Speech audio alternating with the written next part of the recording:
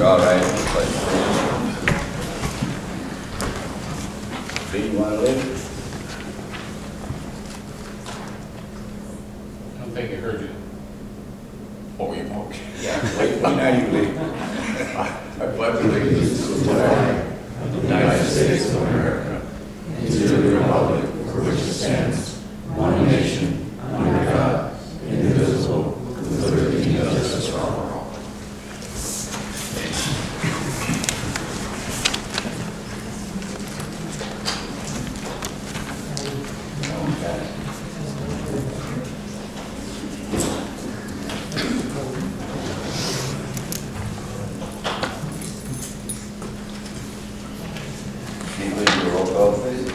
There.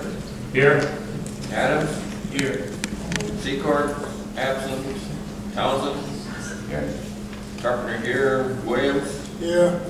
Laker. Here.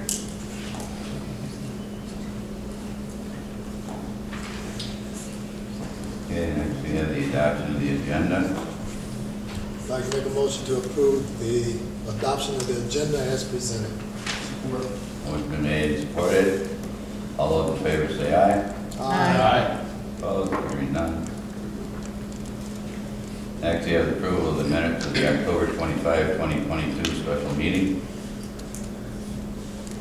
I'd like to make a motion to approve the minutes of October the 25th, special meeting as presented. Second. Motion been made and seconded. Any changes? Probably not. All those in favor say aye. Aye. Opposed, hearing none. Now, on the agenda tonight, I would like to board to approve the consent agenda on items 6 through 9. For those of you who may not be familiar with the consent agenda, the various items on the agenda are very similar in nature. You can vote on all of them in big packages, if you will. Spend less time going through all that stuff. Was that a motion? Was that a motion on your consent Not agenda? yet. Support. What's been made, supported? Everybody agree? Yep. Thank you. All right. Under special orders, set public hearing for 2023 general fund budget. I'd like to make a motion to set a public hearing for the 2023 general fund budget for December the 6th, 2022. Support. Motion been made and supported. All those in favor say aye. Aye. None.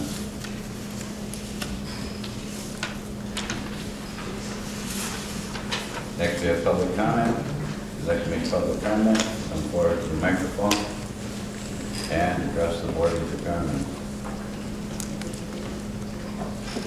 One more time.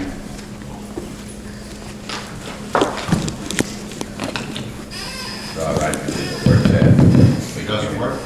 You're just fine. Tip it down a little bit. Low. There you go. Let me make sure I hear you right.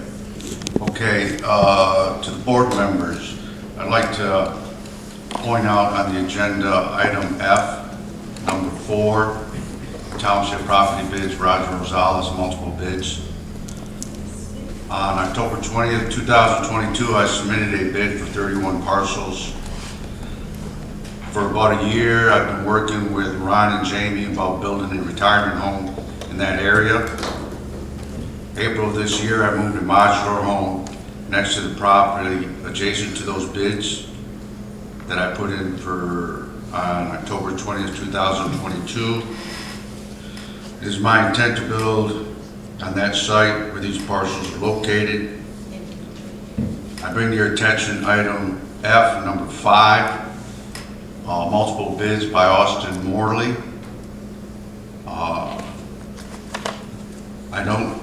An individual named Austin Morley put bids in for multiple parcels. It is my concern that parcels he may have listed may be the same as I have submitted. Through my research, I've been able to track down Austin Morley. He lives in Freeland. I don't know what his intents are, but I ask that the board to consider what the parcels are being used for before awarding the bids, if in fact any of the bids that I submitted are the same that Austin Morley had put in. Thank you. But just so you understand, Roger,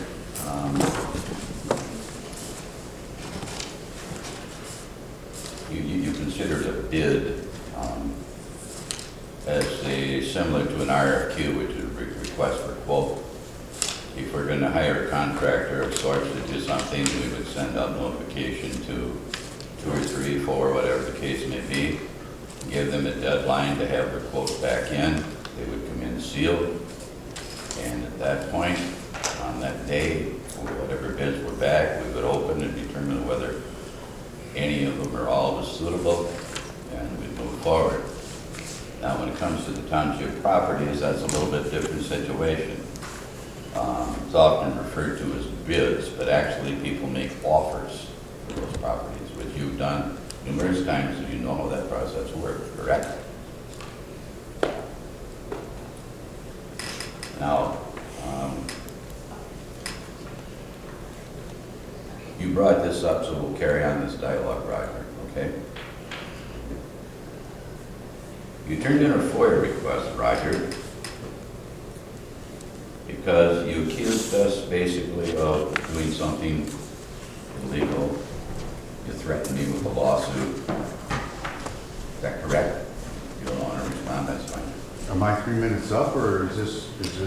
No, it's my turn now, Roger. You had your 3 minutes and you sat down. Right, I can't respond. I can respond to you, Roger. Right, but I can't, so I'm... Stay seated, Roger. I'll tell you when we're done, okay? You went there, Roger. Okay. Bridgeport Charter Township official policy established effective 2/9/02. Okay. It was revised on 7/7/2020. And the title is Township Property for Sale. The township will consider offers to purchase properties owned by the township from the following list. Interested persons are to submit a letter containing an offer price for the property, along with a $50 deposit per lot, check or money order, made out to Bridgeport Township and submitted to the Township Manager. Only offers to purchase that meet the minimum acceptable offer price will be processed and presented to the Township Board. Prospective buyers of undeveloped property will have up to 1 year to complete the transaction with the Township after approval of the Township Board. Bridgeport Township reserves the right to accept, reject, counteroffer, waive any irregularities, and an offer or take other lawful action in the best interest of the Township with respect to any transaction involving these properties. Purchaser will be responsible for all legal fees related to the transfer of ownership of the property sold. Any survey work to be done will be by the purchaser at his or her expense. Deposits will only be returned to those offers not accepted to the Township Board. Okay? Now, let's go back a little bit, Roger. We'll go back to April 13th of 2022. Okay? This involves a DDA, but it's basically the same procedure, same situation with Ryder. The Hillier Studio property offer, and you had brought this up, so I'm responding to it, Ryder. DDA Coordinator Wheeler said that he received 2 offers for the Hillier Studio property, which is across from the fire station, those of you who might not be familiar. One was from Roger Rosalez for $500, and the other one was from Lawrence Irby for $5,000. Rosales said he is frustrated because he spoke with DDA Coordinator Wheeler, and when he placed his offer, there were no other offers submitted. Now, there just happened to be an additional offer submitted. Just happened. He said that timing is too coincidental DDA Coordinator Wheeler said that he had been in talks with Mr. Irby a few months ago about this property, which he informed Roger Rosalez about. He said he hadn't heard from Mr. Irby since the last time that they had spoke a few months ago. Roger asked what the protocol was for accepting bids on property. DDA Coordinator Wheeler said the DDA doesn't accept bids per se, they accept offers, which he mentioned to Mr. Rosales. At that time, Roger offered to up his bid to $10,000, if I recall correctly. If he had known that come in, he would have bid $10,000. The offer for the $5,000 was accepted. Now, you come here today acting like you have no idea what this is all about. And I find that sad. So are you allowing me to respond, or is it just? You had your turn. See? Roger, you want to leave? Oh, Lord, have mercy. You're done, Roger, enough. See, you know what I'm talking about, Chief? What a joke.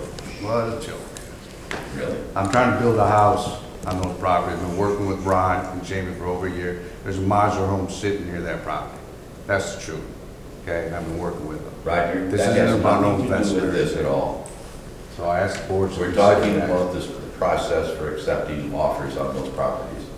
You guys know what it's about. It's my home. Roger? Okay, you can You try to questioned- construe it in another you fashion. questioned the to process, and I have justify it. responded accordingly, Roger. Okay, so go ahead and disapprove it to justify it, but you guys know why I want the property. Because I've been working No, with but Ron and Roger, Jamie to give put us a some house time there. to get to that point. We might find out what's going to happen, okay? Let's move forward.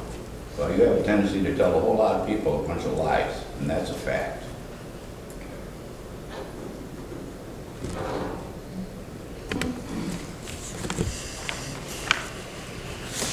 Anyone else like to make public comment?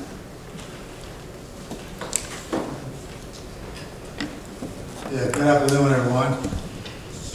My name is Eddie Fox, 300 Morley Drive. I also represent South Village Improvement Association. John, put the microphone up a little bit, yeah, please. Thank you.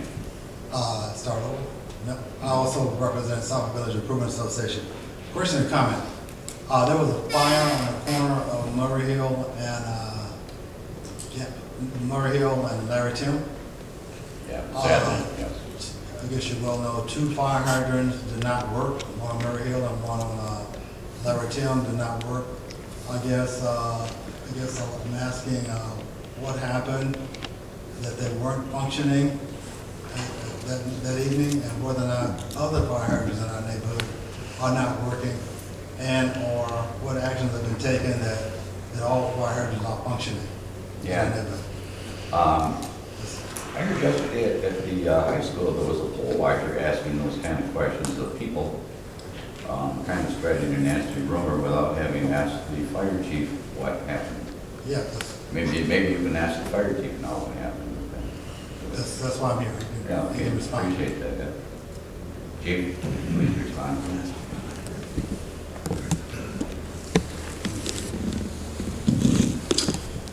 Yes, that is correct. When we arrived at that home, there was 4 of us on scene, myself included. I actually attempted to make the first hydrant connection because of the 2 people were going in the front door to help search. So I took it upon myself to try to make the 5-inch connection. I could not free up the operating valve with 3 different wrenches that I had at my disposal. So I discarded that hydrant attempt as it was taking time.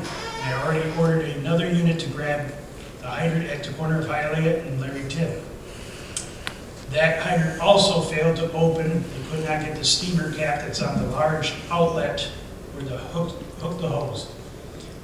So then, immediately after that, yet another truck connected to another hydrant 600 feet within the fire, and that was made. The director of the water department was notified that night. Those 2 hydrants were addressed and fixed before mid-morning.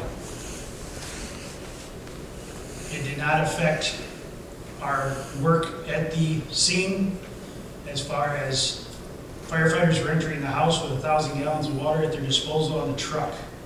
because we were in a rescue mode as much as we could be, even though we knew it was probably futile based on the amount of time there had elapsed from the time of discovery of fire and when it may have started. I have addressed these issues with the water department. We are working together to ensure that this does not happen frequently. We have over 1,200 hydrants in the township, and I've been doing this for 26 years. We do from time to time run into a hydrant that may have worked today and will break tomorrow. That's just the thing to do it, but I want to make sure that the citizens are clear that we, the fire department, are prepared to handle these types of contingencies, and we have fire hydrants in over 98% of the township that are within the 1,000 feet of supply hose that we carry on our vehicles. So while that may have cost us a few minutes in extinguishing the fire, it did not by any means cost us any time in rescue or anything of that nature. And it would have had no outcome in the unfortunate tragedy that we got that family in that case. So hopefully that does address what exactly happened that night. So, mechanical Yes. malfunction at the. Yeah, literally just could not open those two hydrants up to be able to connect a hose and supply water. The third one worked. It was within hose reach of our trucks. It was just a matter of stop, move to the next one, just keep going. So the water department is testing, making sure all the other hydrants are. This is a- quick. Mr. Bench is here, and I believe he's working on what their plan is to move forward. Yeah, just to verify that, yeah, you can, but I've sat down with Ron and had some discussion with that. Between the two of them, they're gonna work it out, and then we'll see how best to address it. Along with that, I mentioned that, ask him if we had flags on all of the hydrants around Bridgeport that, could possibly, in a snowstorm, be buried or not. They couldn't find them, and so they're also going to get in that. He's sure that most of them were. There may be a couple, but they're going to check that also when they go through that process. And it's my conversation with some of the firemen and from other fire departments is those things happen occasionally. But in this case here, he said, no, I wasn't there, but I doubt they're going to, lie about it. That it didn't affect the outcome of the fire. It wasn't any worse because of it. They carry water on their trucks, and that comes off automatically, like he said. With a few minutes, it takes them. And plus, when you get a fire like that, you usually got other response units coming real soon anyway. But yeah, nobody wants that to happen. Obviously, the fire department doesn't want that to happen. But this happened, I believe, like about 1 o'clock in the morning, something like that. Actually, it was late evening. We discovered the home at 9:11 p.m. Yeah, well, but these guys have to, jump in their vehicles, run to the fire department, get all their gear on, get in the truck, and, and it's, we don't have the luxury of having a full-time 24/7 fire department either, so some people get frustrated about that. We respond to all medicals, and trust me, I see those, and rigs run sometimes at 1:30 in the morning, then a quarter after 2, and then 3:30, and then 4 o'clock. And we're so short on people, and these guys, they work in there full time, wind up having to work all day long after spending 4 or 5 hours on medical runs, or maybe a small fire someplace, or that kind of thing. So Response time was an issue with us. I know they were there, just the fact that the mechanical, Yeah. now I'm finding out mechanical, I thought it was some other issue. And I think if you check other fire departments, you find out those things happen too. Nobody obviously wants them to happen. If you find out it never happens in another fire department, let me know. Well, I don't, We're going to try and correct it, obviously. And, I know that some people have said that fire department comes out and open hydrants up and let them run for a while. I don't know if that's one of your tests. But the mechanical, how do you make sure that they will, when you put a wrench on it, you can open it up? seems like they ought to be checked, that's it that way too. Ron can address that, he's the department, I'm not. Okay, I got you. There, and like Chief Schmiegel said, he contacted me, or they contacted me that night, and actually they were still in the process of extinguishing the fire when I got a call. Went out there immediately to kind of see what was going on and address that issue. Obviously, they had already taken care of what they needed to for water supply, but my personnel, I actually had them coming out there that night in case there was something more worse going on than, you know, a water supply issue than just a bad hydrant. We ended up talking with the chief and working out what was going on that night, and then I had my personnel out there at 7 o'clock the next morning working on it to see what it was. And it's an operating issue. The best way to make sure that they work the way they're supposed to is to constantly operate them. Obviously, we don't have 1,200 hydrants is a lot of hydrants with limited personnel. So I'm developing, or in the process of developing, an appropriate plan to take care of that issue so that we don't have to have this problem. Not that we can't stop things from happening. I mean, mechanical failures happen all the time, but we want to limit that as much as they do. And I was with them for 26 years on the fire department, so I know the importance of having those operating and whatnot. So, yes, we are in the process of getting that done. So to answer your question, yes, all of those hydrants are going to be checked. And I'm developing an appropriate plan to be able to do that annually. So we make sure we touch every hydrant annually. That's my goal, is to have that done. Okay. All right, thank you. Part of the problem with that too, with any issues like that, whether it's the fire department, the water department, the building inspector, on and on and on, it's a matter of having enough employees to address all of those issues, you know, and it gets very, very tough sometimes. He's going to try and work on something to where they're able to do that, but they have so few people, and sometimes if they've got one person that goes off on sick leave for 2 or 3 weeks, they're short of manpower for the things that they normally would have scheduled to do. And then something like that comes about, and now I don't know, I haven't seen what Ron has put together yet, we'll go over it, but it takes manpower. I mean, you got approximately 1,200 hydrants, that's 100 hydrants a month. Plus you got winter that figures in there too. And during the course of that time, you're going to have a few fires here and there, so those hydrants will be opened up and they'll be running water out of them, of course. Well, they can put it all back together again, and then 3 months later have a problem with it. My understanding, tell me if I'm wrong with that perception. But, and again, it's the manpower issue. Ron doesn't have 2 extra people or 3 extra people or whatever. And then along with that, they need to be painted occasionally. And that don't have to be repainted every single year, but so they try and they do the best with what we have to work with.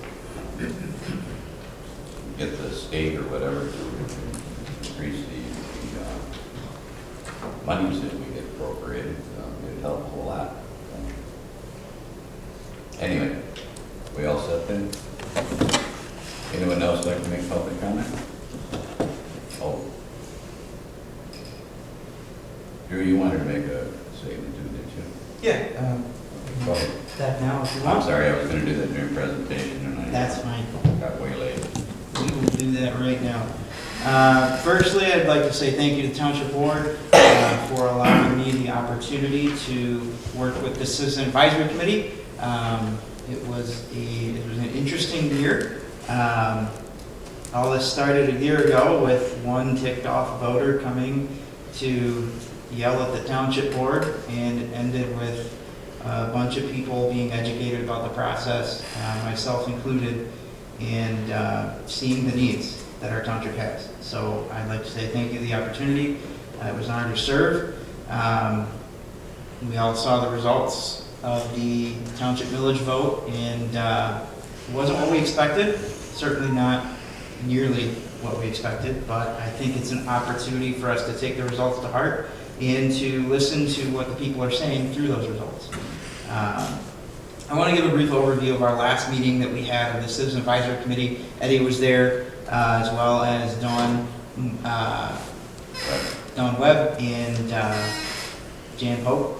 And that was seemingly the core of our group near the end there. Some interesting discussion was had. I asked some questions of the group and got some kind of interesting answers, and we'll go along through that as I have some observations here. We had one last meeting last week.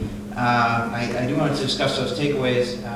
As the last report here of the Citizen Advisory Committee, I see 3 reasons people voted no in greater numbers again this year than they did last year. Number 1, I see the reason is inflation. It's no secret that inflation has not gotten any better.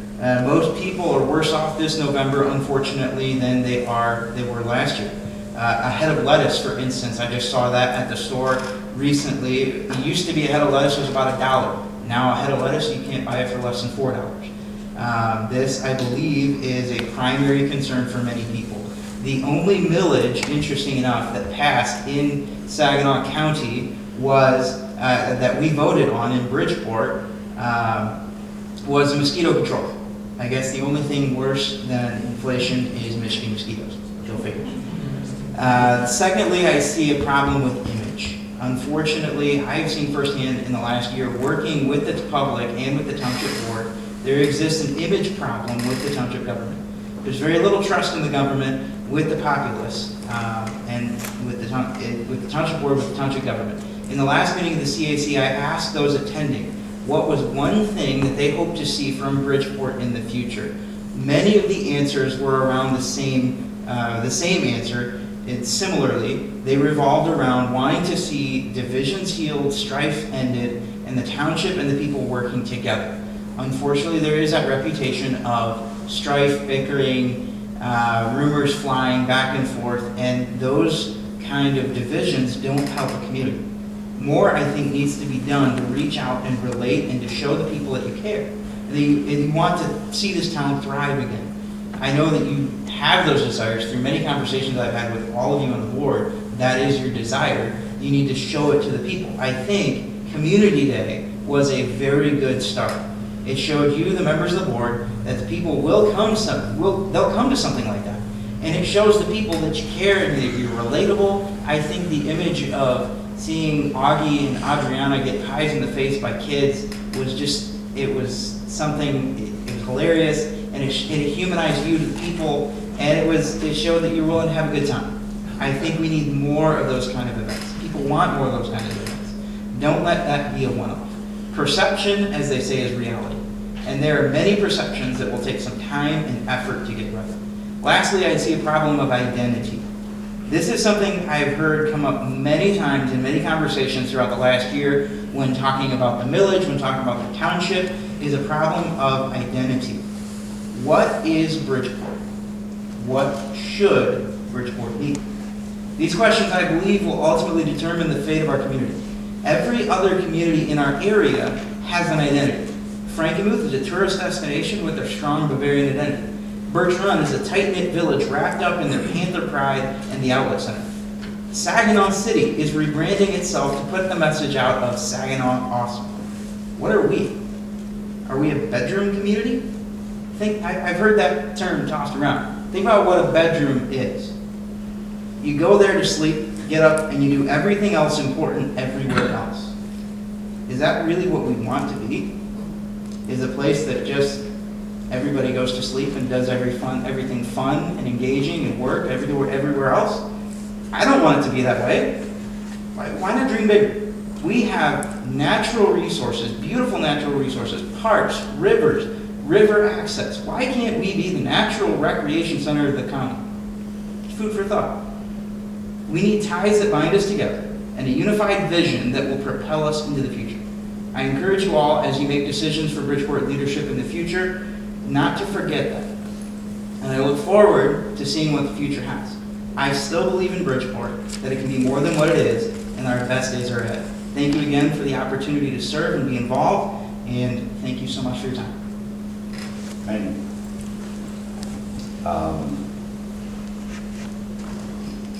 Yeah, I hear what you're saying, and it's rather tough sometimes hearing that.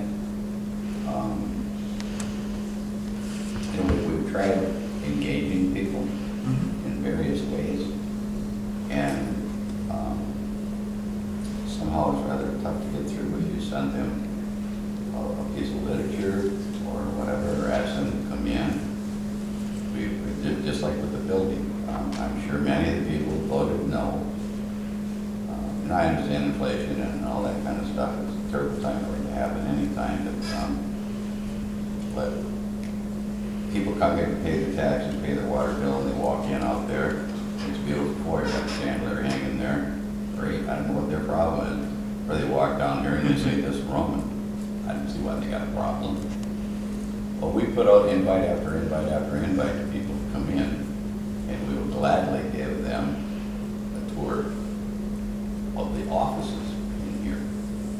But they don't see those. They don't see why there is a problem. And then you get situations where some people put up signs all over the place to vote no. Well, at the same time, they push on getting that done to start with. Never heard any alternative plans from them, but you know, that doesn't help much either. Now, as far as the bedroom community, boy, that one's been around Bridgeport for years. And it goes way back before any of our time. But an example, and I hate to use examples from Facebook, but this happened to pop up and I looked at it. And the comment was made, so what's going on with candlelight? Anybody buying that, or what are they doing? Okay, well, the responses, here's what they do. Well, they closed down because Bridgeport demanded they put in a sprinkler system, and now they closed it down because they don't care about businesses in Bridgeport. There were a couple other replies, experts that replied. And in case if some of you don't realize how that works, okay? If you own a property, a business, and a new regulation comes into effect, you've probably heard the term grandfathered in. Okay, as long as you own that, you were grandfathered in. Now, candlelight was sold. New owners. As soon as that happens, grant is gone. Now they have to comply with what the regulations are. The regulations for a banquet hall like that call for a sprinkler system. That's a fire marshal regulation. If we didn't enforce that through our fire chief, and there was a fire there, you know how much the township would get sued? We allowed them to open that up. But these experts, they know better than that, you know, and it's just so frustrating. Because there's so much negativity on social networks that it's sad. Our manager one time decided to try and answer some of those, and not a good idea. Well, I'm gonna try. Well, it took about 2 weeks, and it was like, that wasn't a good idea. Because all you do is get bodies slammed by all the experts out there. They don't stop here and ask questions. That would be too easy. They'd rather get on Facebook and spew their nonsense. And I could go on longer, I'm sorry. Thank you for your report. If anybody's got any brilliant ideas, we're willing to listen, trust me, and we'll engage anybody. And holler at us.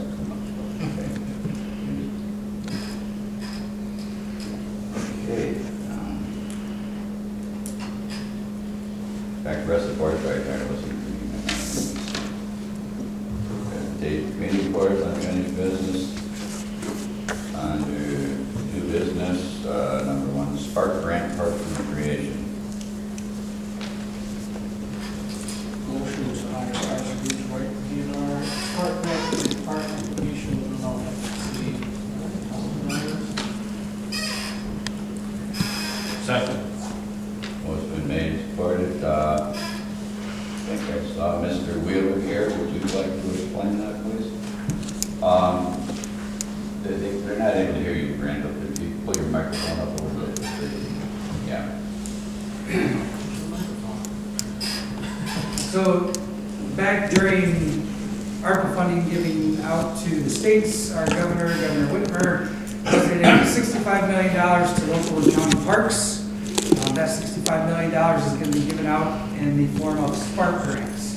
First round of Spark grants is going on right now. It opened up last Monday. It's open until December 19th. This is a great opportunity for us to capture a portion of that money. There's going to be 3 rounds of Spark grants. My intention is to apply for a Spark grant each round. This first round, they're giving out $15 million. In the spring, they'll give out $25 million. The next fall, they'll give out another $25 million. It's open to local and county parks only. State parks has already gotten the money, so this is a great opportunity. There is, unlike the DNR Trust Fund, which you have to have a match for, these Spark grants you do not need any matching funds for. It's free money. It goes anywhere from $100,000 to $1 million that you can apply for, and so that's why I brought this to the board to approve to have Spicer, which has about an 85 to 90% success rate in writing these grants. DNR Trust Fund and so forth, and they've been successful in getting these grants for us in the past. Good? Thank you. Also, at the DDA meeting today, it was approved to go through the same process to complete the walkway from the bridge all the way around to Fort Road, down Fort Road, and back along the dike. So we're trying to get money for that, as we really do want to improve the township. And put in solar lights back there for safety. I'm sorry? And put in solar lights back there for safety. Yeah, that's what there's overlays too. For those that want to walk at night, I guess.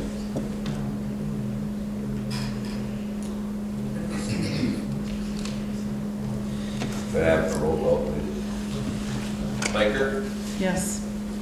Thayer, Yes. Secord, absent. Townsend, Yes.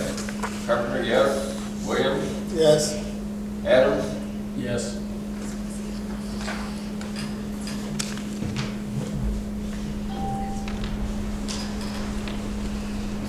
Next, we have the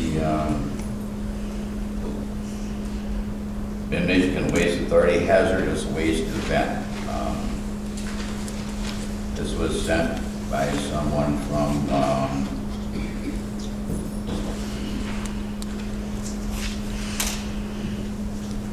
Waste Authority.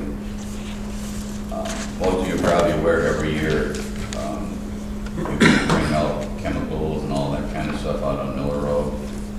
Certain dates and time you can take it out there. Lee has been talking to one of those people. Thought it would be nice to have one of those locally, so everybody doesn't have to run all the way up to Miller Road.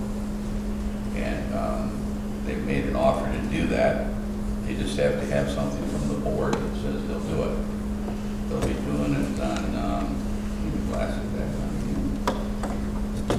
June 24th. Okay, and that's a Saturday. It would be done right up here. The people from Bridgeport, New Vista, Spalding, wherever, Bertrand, Franklin, whatever, bringing stuff here, they don't have to run all the way up to Miller Road. I've done that a few times, and it's nice to ride. It's whether you're going to Miller Road, if you ever been there before, where the weather and stuff.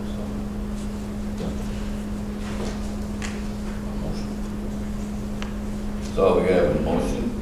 I'll make the motion to host a Mid-Michigan Waste Authority Hazardous Waste Collection Event on June 24th, 2023. Motion been made and supported. All those in favor say aye. Aye. Opposed?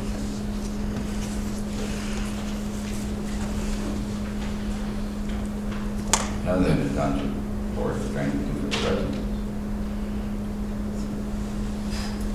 Next, we have number 3, Police Department Physical Protection Policy.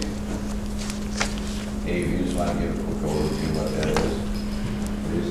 Sure. So we recently had our lien audit, and it was recommended that we have a separate physical protection policy. We have a lot of the same elements that are already in our lien policy, our law enforcement information network policy, and it's in regards to how you handle criminal justice information. So that was just the recommendation to the audit to have a distinct, separate physical protection policy. And that's also the reason why you'll see on the employee entrance and the police police entrance on the inside here was great big kind of overkill signs. That was part of the policy. This is no unauthorized access to the police department because of the criminal justice information. So it was just a recommendation to the audit. I'll make a motion to approve Bridgeport Township Police Department physical protection policy as presented. Support.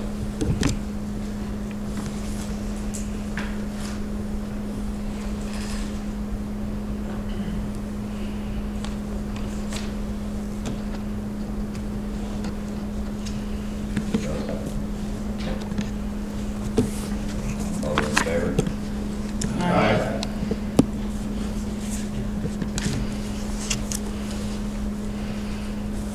Okay, next we have the property township bids. Austin Morley. I'll make a motion to approve the bid of 14 parcels in Section 5 from Austin Morley with an amount of $175 per parcel at the total of $2,450. Motion been made and supported. We have a roll call, please. Adams? Yes. Williams? Yes. Townsend? Yes. Carpenter, yes. Baker? Yes. Secord is absent. Thayer? Yes.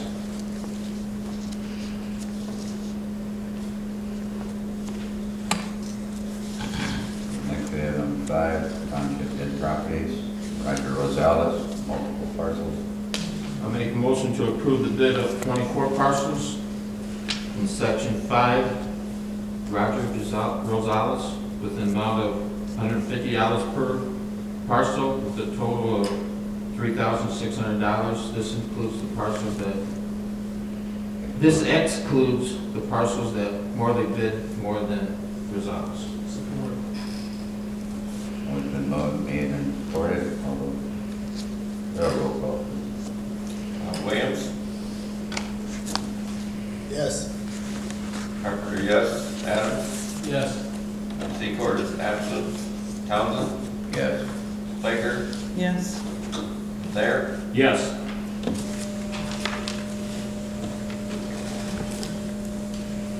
Okay, now we come to the consent agenda, items 6 through 9 inclusive. Everyone had a chance to look at those, the Township Board Meeting Schedule, the Township Holiday Schedule, the Township Attorneys approved, financial institutions. We looked at, Tracy and I went over this, in July, we're going to move to the second Tuesday of the month. Sometimes we have on vacation or somebody else is sick or something, and it's kind of iffy if we're going to have enough people for a board meeting or not. So we'll move it to the second Tuesday of all board members had a chance to look over these schedules and any questions? Just like I said, the Township Attorneys, these are the ones we normally use. We just have to have a record of using those financial institutions where the investments are and that kind of thing. So, okay, on the consent agenda, all those in favor say aye. Aye. Opposed? Hearing none. Move on to number 10. Now we have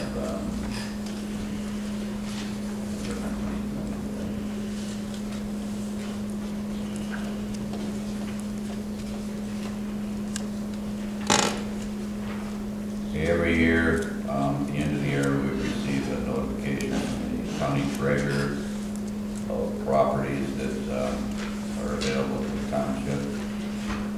And we don't get into the real estate business at all. So kind of turn it down. Do you have a motion, please? I'd like to make a motion to approve resolution R22-19, objecting to transfer of parcels from the foreclosing government of Saginaw County as presented. Support. Made and supported. Any discussion at all? Hearing none, all those in favor say aye. Aye. Opposed?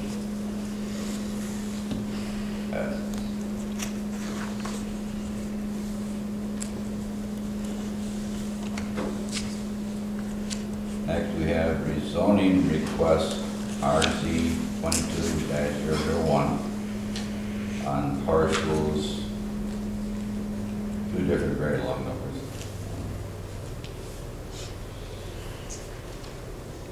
Jeannie here. Jeannie, could you quick overview of what's involved with this, please? Sure. The applicant, Mr. Schlickbeer, had purchased portions of the property behind Amigo, so it was Amigo's property, they split it.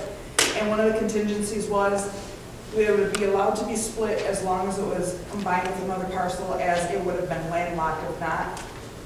That parcel was zone C2, and the parcel next to it was zone zone A.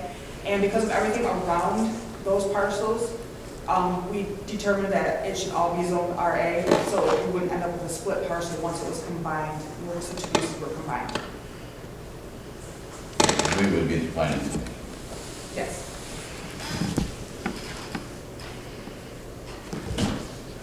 Any questions, anyone? We have a roll call on that, please. You have a motion? Need a motion. I'll make a motion to approve the rezone request as recommended by Planning Commission. Support. Now, we have to call, please. Carter, yes. Thayer, Yes. Secord, Sampson, Townsend, Yes. Adams, Yes. Baker, Yes. and Williams. Yes. And 12, text amendment, ordinance number 22-02, licensed recreation vehicles. Like, why don't we do it this way? Jamie, you've got the details on this one and the following one. The one following is the license, the small engine repair. So if you could give us an overview of what's involved with those, and we can take care of both of them. Sure. The licensed recreational vehicles, our current ordinance had that they could not be parked in the backyard, the required backyard, which is 30 feet from the back property line. However, our ordinance allows a permanent building to be built within 8 foot of the property line. So we discussed things, and because it's something movable, why should it be any different than something that's permanent? So the Planning Commission determined that it would be best if we did the text amendment to allow for a recreational vehicle to be allowed in that, not to be outside of the 30-foot property line, so it would be no closer than 8 foot. As far as small engine repair, we had nothing in our ordinance that addressed small engine repair, and we do have some in our township. So in order to make everybody compliant with the ordinance, we added small engine repair to a list of uses in our zoning ordinance, and it would open up more properties, more options for people to use commercial properties. Thank you. Any questions for Jamie on that? Thanks, Jamie. Could we have a roll call on the recreation vehicle, please? Yeah. I'll make a motion to amend ordinance, or to accept the ordinance number 22-02 and 22-03 as presented by the Planning Commission. Support. Motion been made, supported, all those in favor say aye. Aye. Next, we have the small engine repair, ordinance number 22-03. No, she didn't vote. Well, she explained them both, but I didn't have to vote on both. Yeah, she did vote. Oh, I'm sorry, I put both of them. She did I'm vote. sorry. That's why. Okay, we'll move right along. I'm too busy trying to go back and forth between these. I know you want to get out of here. I'll quit talking. Okay, next we have an interim township manager. As you're all aware, our manager resigned, she moved down to Chelsea. Taking a job down there, it's closer to her home and her family and all that kind of stuff. So, talked to her last night for a little bit, and she's feeling good because she's near her family now, and kids and all kind of stuff. So, anyway, we are going to be conducting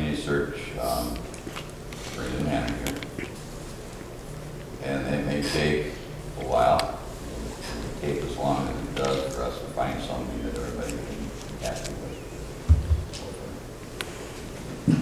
Tracy's been, for years, doing an excellent job as administrative assistant. She was to Rose, and the last couple of years to Adriana. And I had a conversation with her, and I told her that I would help her out wherever I can, which I did with Rose and Adriana. A lot of times the vouchers needed to be signed so we could pay the bills and all that kind of stuff, and I come in and sign all those, and whatever the heavy workload was, I would come in. I'm retired, I got the time. My wife liked to see me get out of the house anyway. So I promised her that I would help her out with any of that kind of stuff if I can. So I would highly recommend her.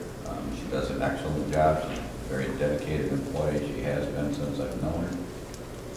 And she told me absolutely no way, don't even think about me becoming manager. I said, okay, Tracy, I won't. Anyone, any comments before we make a motion or whatever? Everybody's happy. Do we have a motion, please? I'll make a motion to appoint the interim township manager, Tracy. Support. Motion been made, supported. All those in favor say aye. Aye. Congratulations, Tracy.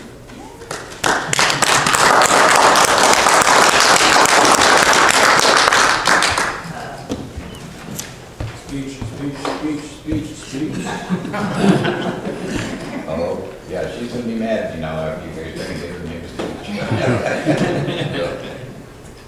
I like my current position and I appreciate how to get through this phase. I'm the manager.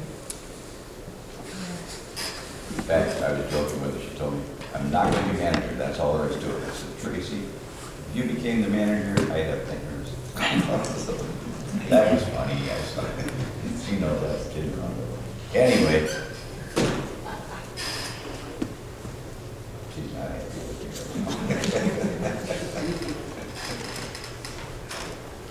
You'll hear about it. God, I'll hear about it, I'm sure. Okay, next we have the account payable. I'll make a motion to approve checks number 70269 through 70420 in the amount of $886,968.77. Support. Motion been made and supported. That's a much higher number than it normally is, just so everybody understands why it's so high. Anytime the water department or the wastewater department has a large project, that money still goes through the township accounting process. Okay? It doesn't, it's not coming out of the general fund. Okay, so everybody understands, because when I first looked at it, I thought, oh, you know. Got a motion? Yep. All those in favor say aye. Aye. Opposed, none. Now we have police department report. Good evening. We handled 666 calls for service through Saginaw County Central Dispatch in the month of October. That was slightly down from 699, although it seemed like we had a lot more calls than that. We had some pretty tragic ones, especially with the tragic death of a 7-year-old. And again, our stats are always posted weekly through Constant Contact and on our Facebook page. We're currently down 2 positions. I have 0 active MPOL certified or certifiable applications. But we are exploring grant-funded option of sponsoring a candidate through MPOL's Academy. We've never done that before at Bridgeport, but with this new grant that's out there, and the fact that we don't have any applications right now, we're actively looking at for certifiable people. Our next option is to hire somebody and actually pay for them to go through the police academy and pay their wages through that. And the nice thing is the grant will cover the cost of the academy and cover up to $4,000 of their wages while they go through the academy. So we're exploring that right now. We just interviewed 1 candidate for that this past Monday that we're looking at. 229 departments in the state of Michigan that are actively seeking police officers right now. So we're going up against every one of those departments. Then the last thing is we're going to be wrapping up our No Shave October and November fundraiser at the end of this month. I know my wife will be glad because she hates this thing. We're going to use the money to purchase food and gifts for a local family for Christmas, and this is being organized by our uniform investigator and everything at PB this year. That's all I have. Thank you, Dave. You still? Forgive me, I don't have my written report. Left the last fire at 5:30 this evening, which I didn't have the paperwork. Oh, actually, I do have it. Calls for October, 126 calls. As of 5:30, 1,257 calls for the year 2022. Rather than go through this report, it'll be on the agenda. I just want to, with the audience I have here, with 6 of the board members with the video, kind of bring something up. It's been no secret in recent couple of years, we're short on manpower. We're at 14 right now this May, 12 of which are certified and put on an air pack and go into your home and help rescue you. Now I have some former members of the department here. Barb was our clerk for so many years. They can tell you what it was like in the 1980s, 1990s, up to the early 2000s. Totally different world. 40 firefighters, no shortage of people at 24/7, on call, willing to give their time and effort, and even put their lives on the line. So November 1st highlighted a good parlay into what it's like to be on the Bridgeport Fire Department. At 8:24, we got a call for smoke in an apartment building, possible smoke. 4 firefighters turned out, myself included. The youngest of which was 47 years old, the oldest 59. 2 guys on 2 different trucks. We take our aerial truck out there because it's an apartment building. That's protocol. That's where that aerial truck comes into use. It's actually older than I've been on the fire department, which I started in 1997. That's a different thing for a different day. As we were there, we didn't find any problem with that building, thank goodness. However, we did discover outdoors we could smell an odor that's very similar to when a building catches fire. So there was something to it. However, we couldn't visually make out any indication where this was coming from. We get called to another apartment complex for a leaf fire in that property. We go there, take care of that issue, but we can still smell that odor. So as we left, the 2 trucks split in 2 different directions. Mine going back down towards Dixie, heading back towards the station. We lost the odor at Dixie and King Road. The other truck decides to go through the subdivisions, and at approximately 9:10 that evening, Captain Miller and Assistant Chief Van Warmer come across a home on fire on Larry Tim, which he immediately puts out that he needs an activation for a working house fire, possibly occupied, and then makes a call for additional mutual aid. We, myself and my partner, who had already made it back to the fire station, immediately returned. 4 minutes later, roughly, we're back with the other 2. Buena Vista was our next truck. 2 guys paid on call, or paid to be at their station 24/7. They had to get up, get in their truck, come to us. For 13 minutes, it was just 4 of us. Again, 47 to 59 years old, confronted by the possibility there are 2 elderly people in this building. We still made our effort, despite hydrants, despite the fact that we're getting up there in age. We still pull the line off our engine. We have 1,000 gallons of water. We've made an entry into the front door. Flames are starting to come through the roof of this building. So that's an indicator to a well-seasoned firefighter is probably feeling what we were going to hesitate to look anyway. So the next available fire engine was that one from Buena Vista. Again, 13 minutes into the fire. Our 3rd apparatus, our next 2 people to put us up to a whopping 6. And then additional mutual aid did arrive eventually. Even other Bridgeport firefighters trickled in over the course of the fire. But when you call 911, this is what you potentially have. It's no fault of our firefighters. or even the community, this is what it is to be an on-call firefighter in today's day and age. There is no longer 40 people out of a population of nearly 10,000 knocking down our door to do this at all times of the day for $12, $13 an hour. There is actually a drop in people wanting to be firefighters in general. Just ask the city of Saginaw. So, we as a community must start to think about what the future looks like. Because we're going to continue to do what we can as long as we can. A guy that's been on the fire department for 32 years and is 60 years old is not going to do this forever. We just don't have a constant flow of 20-somethings coming in the back door. And when they do, they stay for 3-4 years. I was just told just yesterday that a 22-year-old member of our department is done. He doesn't find it, he's not fired up for it anymore. There's no amount of money trying to change how we do things is going to keep him. So we move forward, but I just want the understanding to know that we are challenged.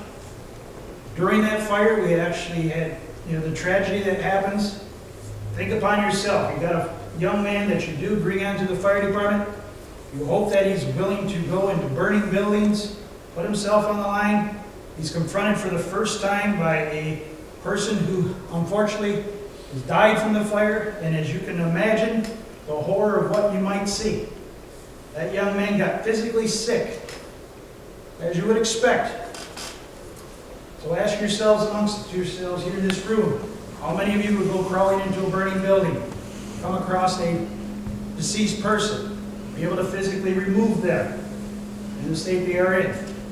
So that's above and beyond just being able to get people to volunteer to come through the door and say, yes, I will be an on-call firefighter for an unknown time period.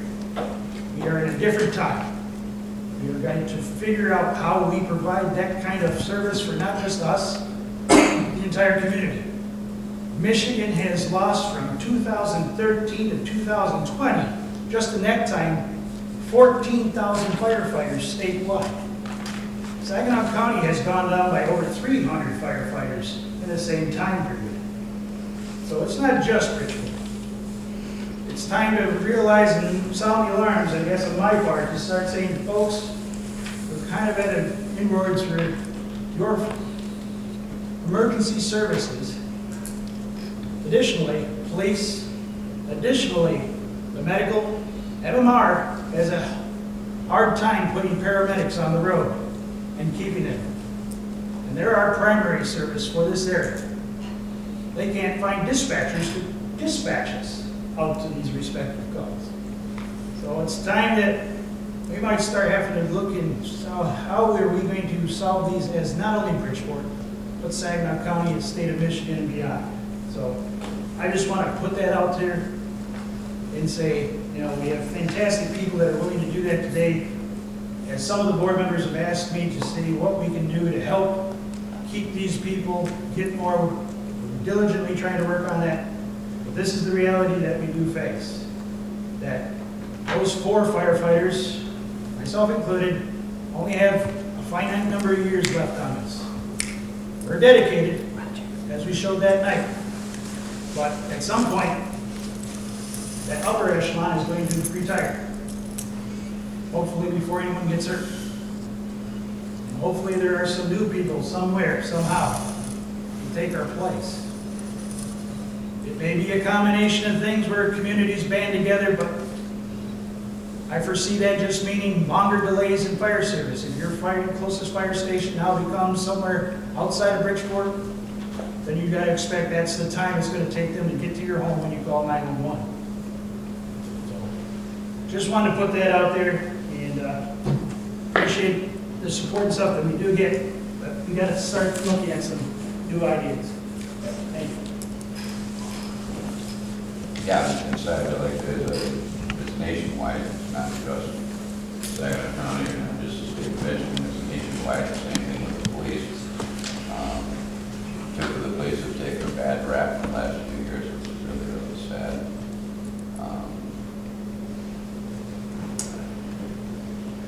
And you're here and you hear this, okay? How do we communicate that to all the township residents, people that we don't communicate? How do you communicate to all the residents so they understand?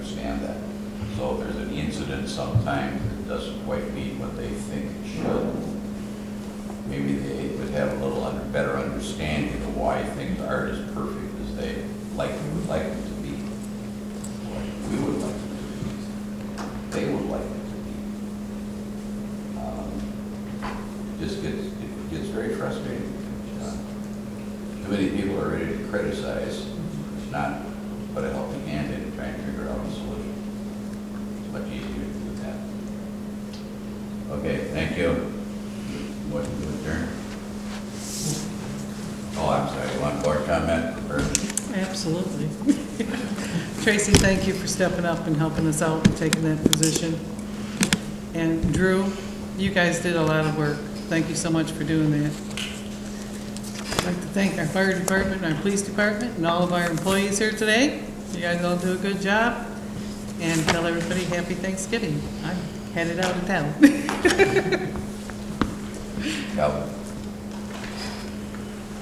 Just want to reiterate the idea of trying to draw more people from the township into the board meeting so that we get a clear understanding in terms of what goes on here.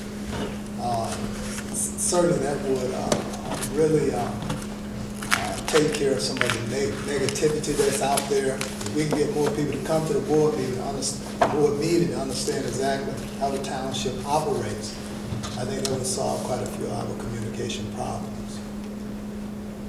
So look forward to seeing you again next month.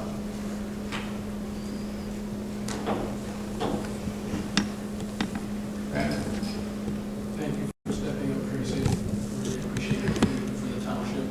Are there any answers share your concerns with the township? And I just ask everyone to keep my family in their prayers. We found out at 3 o'clock this morning that I lost my grandmother, so I appreciate that. That's what I have. Yeah. No comment. Me.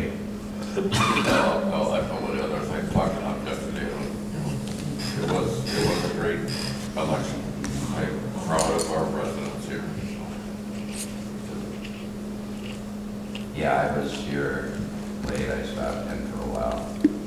And that's another thing. People don't realize the dedication of the poll workers. These people work very hard, long hours. They start get ready to get here for 5 o'clock in the morning. Sometimes they don't leave until 10 or 11 o'clock at night. And they're making sure everything is right. You know, it's just,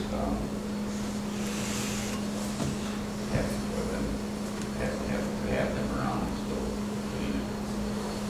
I worked for myself a few years ago, and I can tell you it is a long day. I would say we need to give a round of applause to the fire department. I can't imagine what they're doing. Yeah, no,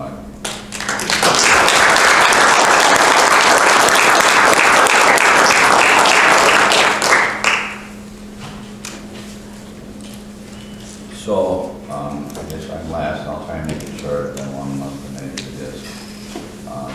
But like I said, if you're a resident complaining about something, give them my phone number.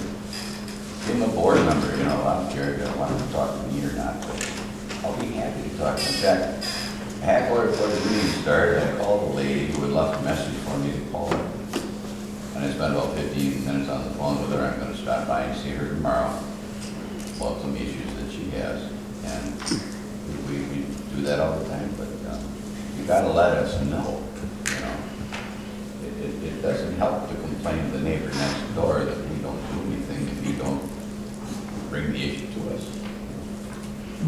We can't always probably do exactly what you want us to do because some of the rules and regulations and laws will govern what we need to do too. But they usually get an explanation. Thank you for coming to the meeting. Thank you for your attention. Thank you for listening to me for a while. I got a vent occasionally myself. Motion to adjourn. Motion to adjourn. All in favor, say aye. Aye. Again, thank you everyone for coming.